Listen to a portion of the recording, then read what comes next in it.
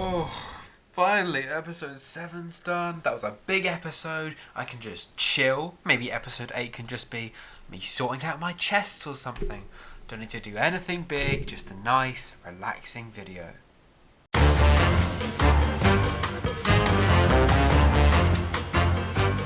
Yep, that's right. Today we're building our base. Now this is a big project, and it's an idea that I had back in 2021 or something, but I didn't get enough time to finish it during the first Oneblock season, so now I want to do it justice, and I'm glad I didn't, because my building skills have improved a significant amount. But since it's such a big project, there is a lot of resource gathering and even more just preparing that needs to go into this. So I started it all by creating a little, that Wall really likes to interrupt my train of thought, by creating a platform for all our resources to go onto. A base of operations of sorts.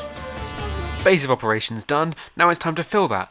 And guess what? It's a lot of filling. It's a lot of filling. This is where, in fact, let me do a diagram for you.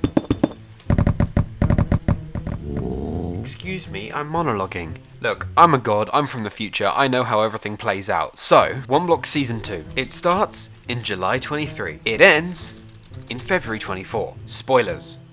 I'm slow at editing. In the first few days or week of the server, we get episodes 1, 2, 3, 4, 5. I'm really good at recording and really slow at editing. August comes around and episodes 6 and 7 take place. There's a big project. You know, we had the whole lifesaver build. Okay, that was really anticlimactic. We had the whole lifesaver build. But during all these months here, that's when my Megabase takes place. Not all in this episode. This episode is going to cover probably two or 3 months. I say that like it's a small thing. It's not. And I say this because the resource gathering montage took place during most of September. This was weeks worth of gravel and stone, and oh my god, I'm just glad I made the infrastructure in these previous episodes. Although I have got this whole smelting and cobble array so I can get my own stone, buying some from Blue isn't a bad idea since he still has that end of career sale going on.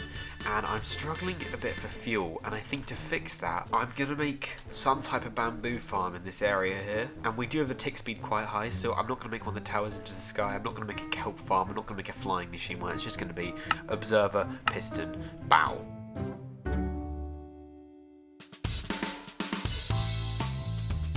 As well as these two farms, is definitely making this an ugly island. I don't know how I'm going to put a building around this, but I don't know if it's working. I did smelt a couple stacks of deep slate, but I think I think the key to using bamboo in this way is probably just to AFK a bunch, or to make like 20 more stackings, which I don't really want to do. So at least I have it, plus for bamboo blocks if I ever want to use them. Sorry if I was really quiet there, my mic was ages away. But I think overall it's good. So if I grab these stacks, I can just add them to the deep slate chest. And all in all, we don't really need that much deep slate. I have been working hard. I've been kidnapping a couple of villagers. I've been making a mud farm that's kind of operational. And you get to watch those weeks worth of resource gathering in way under a minute.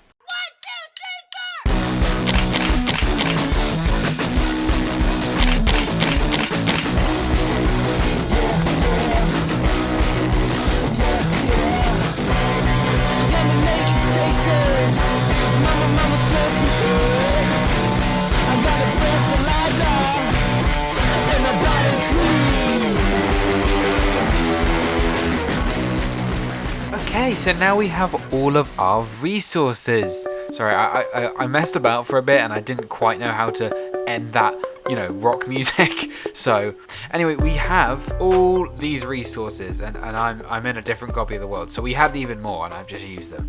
But it's time to start thinking about the actual idea of this base, the colors, the shape, the detail, and yep, that's it behind me. But I'm gonna go let other me talk first, and then I'll pop in and tell you how it works. My vision for this base is a series of connected towers, all separated and indicated by their roof types. But it's gonna have different layers, as you can see our starter platforms here do, and I don't know why I constructed these as circles. I do not understand my logic there, because the towers and the base is squares. They're, well, not squares, they're rectangles, they're towers. But all in all, I have been designing, I have got some mock-up designs, and I'm not going to be like putting a blueprint in, I'm not going to be copying them exactly, because I want to just wing it. But these two towers here were the original design I had. I had the idea to droop down these bottom bits with the cobbled deep slate, and I wanted to use shading in a really consistent and interesting way. So that's why we have this dripping here. And like I said, this is the first concept. I'm going to spoil a bit now. This right here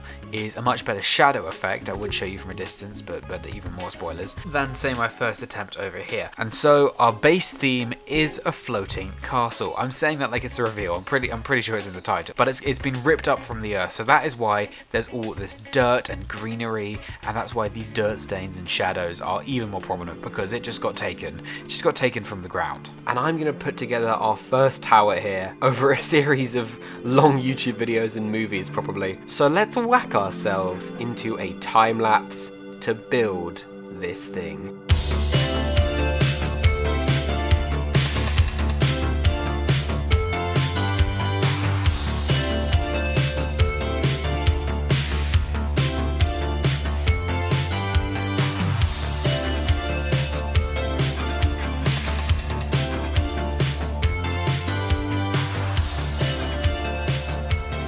Well then, that's a pretty massive progress jump, but it's a really good one, let's be honest. I thought to even it out, we need some more wood supports, and then this tower here, which is more bricky, to suit like the kind of purpose of this one.